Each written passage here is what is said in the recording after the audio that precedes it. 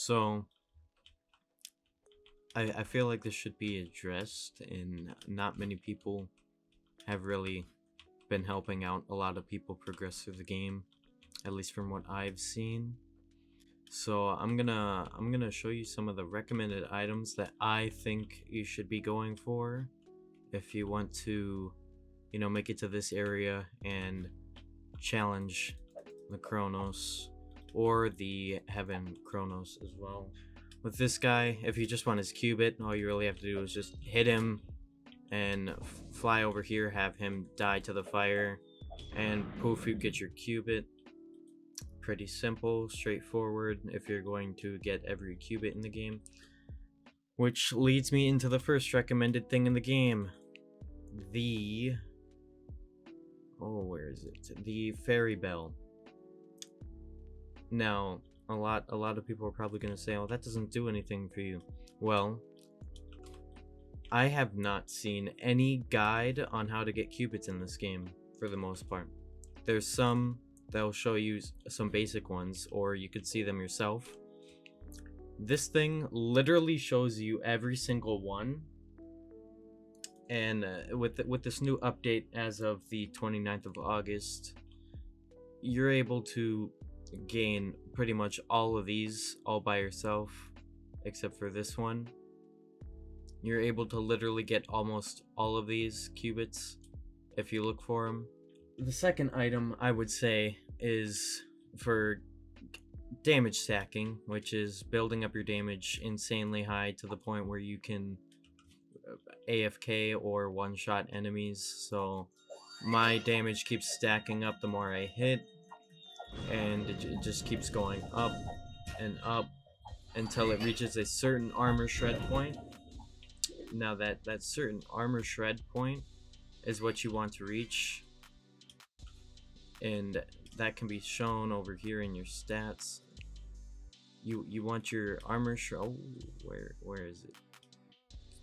Ah, there it is. You want your armor shred to be gained from, if you don't have the upgraded version of this is where you'll get starting armor shred, because you're gonna wanna abuse this through most of the game. But the main item here, and probably the strongest item hands down in the game, Charred Fang, increases your armor shred every hit, and you don't need to worry about this second one. This second piece is pretty much only for the first rebirth area. So you can see my armor shred is at a 25% right now. Well, let's see how high we can build that. I'm actually gonna go to this guy so my ears don't get blown out.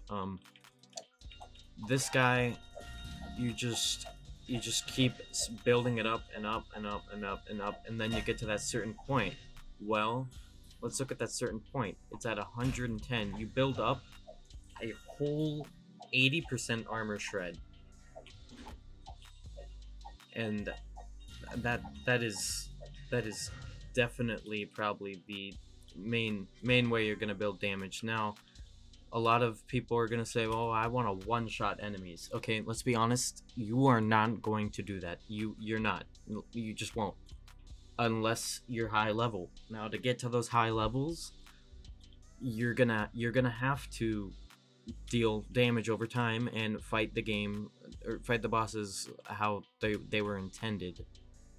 Unless you kind of skip some of them, like you can do with the ones in these areas. You can have them take hazard damage. If you deal a certain amount of damage, you could just have them die and you'll get rewarded. You have to do percentage though, but that definitely, the Charred Fang is definitely the best item in the game. I mean, if even like, because let's see, I've got no armor shred, that's just armor pen, no armor shred, no armor shred, no armor shred, no armor shred, and no armor shred except, well, the base 25 of my armor. So I've got only technically one piece that does armor shred. Technically, that armor pen on my sword is kind of a different stat. So just because I have this one stat, I'm going to be doing significantly low damage because everything in this game has armor. So I'm significantly lowered in damage using this build I'm using, but since I have that Charred Fang, I am able to build up per hit. Every single hit I do will build up armor pen to a certain point. Now, that is very helpful for the build I am using. For other builds like mages, maybe not so good, but I'm pretty sure for most people in this game, they would like to be able to just swing a sword AFK on a boss. This is definitely one of the ways you're going to be able to do it. Now, the third thing would be just for general movement and also possible damage. It's the rings, the 2 dark rings. You've got the moon ring, which will help you maneuver around the whole areas, like, oh, let's say, let me just reset. Let's say you are, well, you're in this area, right? This is where you get the ring to begin with. Let's say you do not have the, oh my god, where is it? Let's say you don't have the ringlet on. Okay, so you don't have any flying. You get it from this villager right here. He'll drop that dark moon ring for you. You're able to maneuver around everywhere, get everywhere you want, mostly. Let me take off my armor too to show how significant this ring is. This is the walk speed I'm using with this ring. My walk speed with this ring alone and jump power are significant. They're much better. They're insanely good. I'm able to do this whole parkour without bunny ears to get all the way over to that EXP dummy over there, or EXP goblin. And then also to the other ring, the one that probably would be more useful than this later on.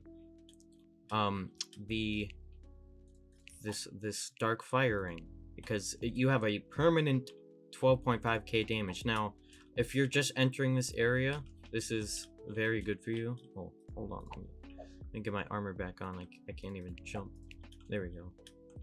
Or not. There we go. So you will permanently have, oh jeez, I lost it again there. You will permanently have a 12.5k damage, so meaning I will never drop under 12.5k damage on anything I hit, which is also very good for starting off, because now if we go over here, I'm just gonna store my levels real quick. So I'm level 0, right? I have like no damage, nothing. Let's even take off the ring. I have 4 damage, very low. It's because of, yeah, it's, well, you get slight damage buff, I don't know, from this sword, I'm pretty sure it is. But let's equip this ring now. Level 0. I am literally level 0 doing 12.5k. That allows me to one-shot a lot of things to gain levels. So now I can pretty much one-shot anything in this hub world, pretty much, or the overworld. I'm able to take on a lot of different things. Oh, let me try that back on. It does replace your Charred Fang though, so technically how you want to use that Charred Fang and how you want to tell which one you want to use is once you get past level 50k, this does not help you anymore and you will want this Charred Fang, which is why I put this at number 2, because you use this way more than the Dark Fire Ring. That Fire Ring will only be used for pretty much what I consider the starter levels. So the point of where I consider you no longer a starter is actually when you go down into this area. This is what I consider no longer starter territory, because once you get to around the 10k-ish levels, you can come down here with the right gear and farm these guys. Now, these guys are pretty strong, I'm not gonna lie. They're actually really strong. Even if you have insane gear, they're still pretty hard. But once you get to a certain level, this thing is only doing 12.5k, and if you do math, or just you use a little bit of brain, I guess, you can understand that this will significantly stack higher than 12.5k. So you swap to this once you're at a certain level, and you will just be building up your you'll just be building up your damage insanely high, and it's just much more significant for level grinding, because you're able to just run around here in the overworld area and kill everything. And then once you build up to your rebirth area, you're able to swap your whole accessory to the Fang and build up damage that way to take on the harder things. So those are the rings there. Those ones are very recommended. And then number 4, we have the ringlet. This thing is your bread and butter for the whole game. You will never take this thing off, except for one I just did to show you how useful this dark moon ring is. Yeah, this is pretty much useless, honestly. I considered number 3 to mainly be this thing. This thing is helpful until you get to Rebirth 3. Then this thing just takes the whole game. You will never use much more mobility stuff after you get this. You're able to literally go everywhere in the game. They're insane. Huge mobility. They're used for getting a lot of things as well. Getting to the Sky Shop over there, getting to the past Chronos, collecting a lot of qubits in this 3rd rebirth area, and you'll actually want these wings for, well, this area, honestly. This is the main reason you want wings, and you get them from pretty much anything in this rebirth area. And it actually pairs nicely with the Valkyrie helm, which adds speed and flight time to your wings, so you're able to fly up faster and longer, which allows you to get to everything you need in here. And also, if you really want to, and you want to skip ahead of the game for some reason, like they allow you to get to the last area for some reason without the rebirths, you're able to literally use the Valkyrie helmet and these wings and get over to the 4th rebirth area, because why not? For some reason we can do that. You can skip rebirth areas. That's pretty cool. So you don't even need that portal. Now, I don't recommend it at all, and in fact I'd say this is probably the worst idea you can do until you're leveled like 100k ish. So my friend here is not, he's struggling. Yes, so that's not really recommended to fly over there, but you can. These wings allow you to do a lot of things and get ahead on gear that you would want or need. And it also lets you get up to that Chronos in the sky that I was talking about. I consider him the hardest one. These literally give you insane mobility throughout the whole game, and they don't replace anything, and you'll never want to take them off. To fly, you just hold space before jumping, so you don't just spam jump like this. You have to hold it. You hold your space bar, or if you're on mobile, I think it has a button there for you. And I recommend getting the helmet with it. And you also will use this helmet for other reasons as well. You could see there it gave damage bonuses and stuff. That's also probably a recommended thing for you to get. And now the last thing that I would recommend is a nice shield. There's multiple shields in this game. You could choose which one you want. Honestly, I think there's one in here that can give life steal. Yeah, this one's pretty good. It gives armor shred.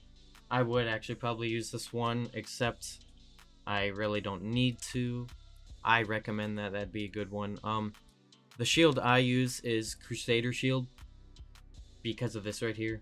25% damage reduction. Literally, if you take it off, you will die to one shot to almost everything unless you are their level or higher. It gets to that point in the game where everything is pretty much gonna one shot you. So this gives you melee defense, magic resistance, and that damage reduction, which is absolutely insane. It doesn't buff your damage or anything like the other ones, but you literally have survivability. And with the build I use life leech or life steal, and being able to stay alive longer. So that allows me to AFK longer as well, to kill a bunch of things. So this is highly recommended. And then the other one I recommend, which I recently just bought because I didn't realize how useful it actually could be, is this Hawk Shield. You get attack speed and bonus HP, so you're able to swing absurdly quick. Now, you're not going to swing that quick. It's because of the sword I have. This thing is pretty good.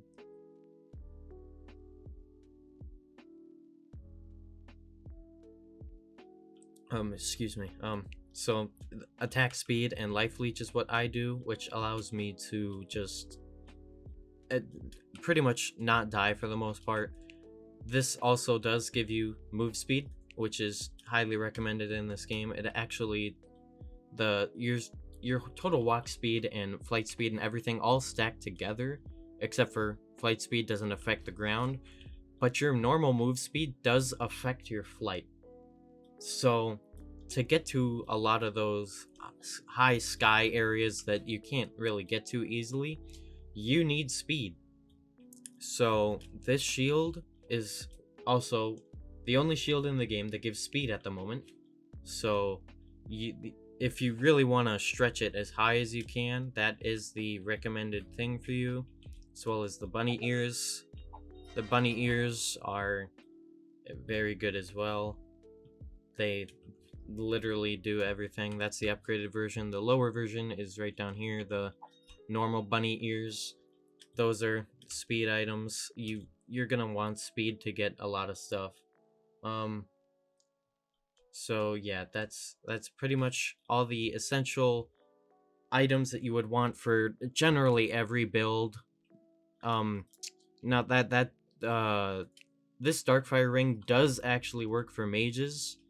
Here, let me where's a mage weapon? Oh jeez. Here, let me just search magician's rod. Okay, there, we'll just do that. Okay, so the magician's rod, if you don't have this dark fire ring on, you can see the damage, only about 200.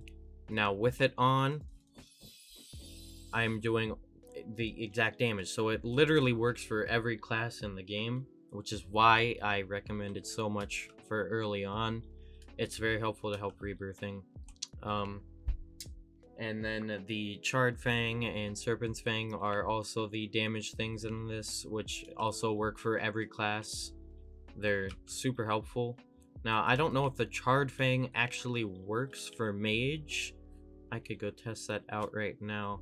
I don't think it actually will, I don't think it actually, no, it doesn't. So the Charred Fang does not work for mage, but that's when you usually will have way better mage stuff later on anyways, so it does not matter. It helps you no matter what. That dark fire thing helps you so much. The Charred Fang is really for warriors only, to be honest. And then the fairy bell from the very beginning, that thing will get you all the EXP qubits you need to be able to get an insane EXP bonus gain. And it's really helpful because you don't want to look up a guide, to be honest, because then you gotta pause it, catch up with them, and all that.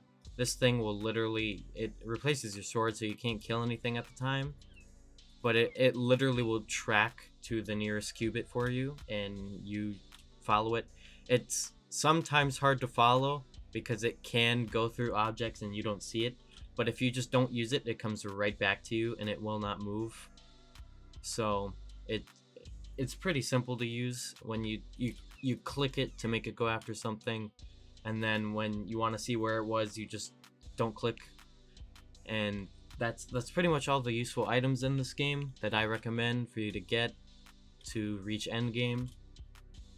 Now, There is one thing I do want to mention though. If you are struggling in this game and you don't care about damage, you just want to be able to kill anything in the game, use Life Leech. Life Leech is absolutely insane in this game, which is the build I use. I use Life Leech and attack speed, so I am going all in with my damage, or my whole life. I'm putting everything aside. I don't care about one-shotting or anything like that.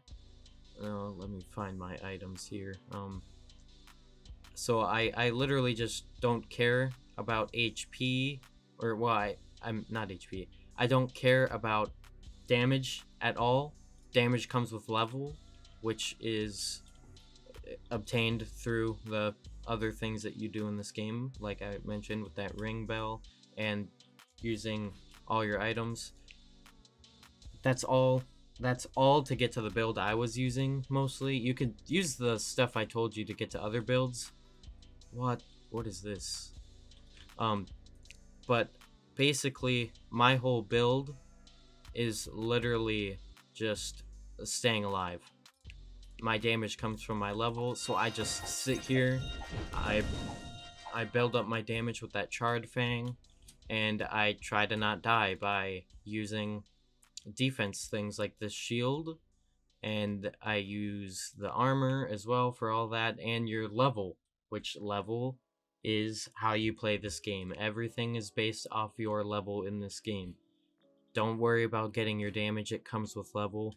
You can use things to boost your damage at your level, yes, but you are pretty much stuck with what you got until you level up. Your level means everything, which is what my build pretty much preaches and uses, is level. That's how you can kill everything in this game, is by leveling up. And this allows you to AFK, so I'm able to just sit here and not worry about my HP because I'm healing, and I can just gain levels and go to sleep if I felt like it. I don't have to worry about anything because I use the damage buildup as well from the Charred Fang here, which is what I use for my damage mainly.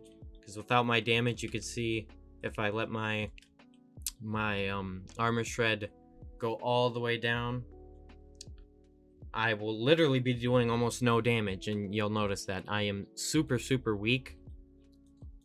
I'm doing only a couple million, tens of million damage, but when I really build it up, I'm able to start nearly one-shotting.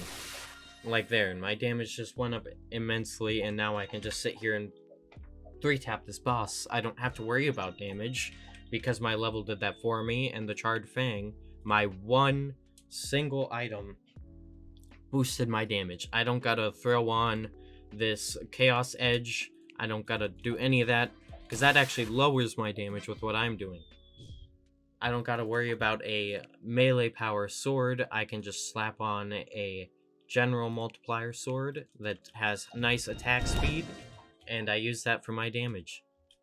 So yeah, if you guys want to use the build I use, I can make a video on that. I can show you what I did to get to this, and my whole other recommended stuff you can use for each class. Now, I have not played Mage before, but I've touched Mage quite a bit. I know some of the items you can use that are very helpful, and it's not too different, in all honesty. The classes are different, but it's really only different because of the damage scaling. That's basically the only difference. Mages have it quite hard, to be honest. Warriors have it pretty easy, but mages do have a way easier AFK method, which is literally one of the first items you could get in the game. Phantom Soul. So you literally can just pop an item and sit here, and it tracks after everything. Let's see here. What can I find? You can literally, like,